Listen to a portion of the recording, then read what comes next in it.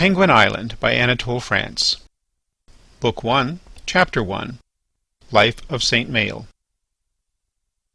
Maël, a scion of a royal family of Cambria, was sent in his 9th year to the Abbey of Yvern, so that he might there study both sacred and profane learning. At the age of 14 he renounced his patrimony, and took a vow to serve the Lord.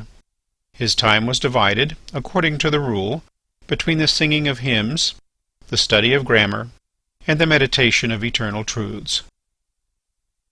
A celestial perfume soon disclosed the virtues of the monk throughout the cloister, and when the blessed Gal, the abbot of Yvern, departed from this world into the next, young Maël succeeded him in the government of the monastery. He established therein a school, an infirmary, a guest house, a forge, workshops of all kinds, and sheds for building ships, and he compelled the monks to till the lands in the neighbourhood. With his own hands he cultivated the garden of the abbey.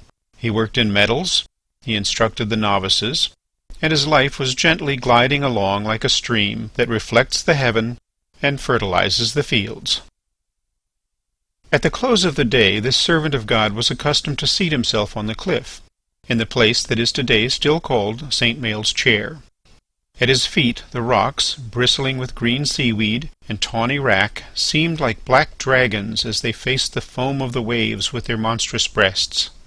He watched the sun descending into the ocean, like a red host, whose glorious blood gave a purple tone to the clouds and to the summits of the waves.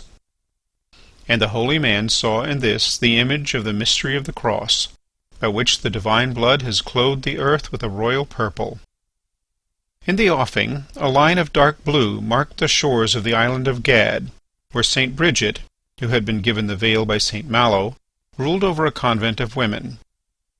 Now Bridget, knowing the merits of the venerable Maël, begged from him some work of his hands as a rich present.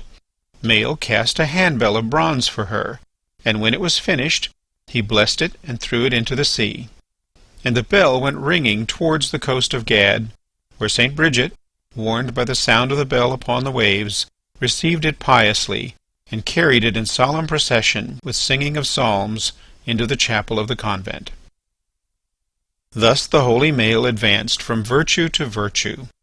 He had already passed through 2/3 of the way of life, and he hoped peacefully to reach his terrestrial end in the midst of his spiritual brethren, when he knew by a certain sign that the divine wisdom had decided otherwise, and that the Lord was calling him to less peaceful, but not less meritorious labours.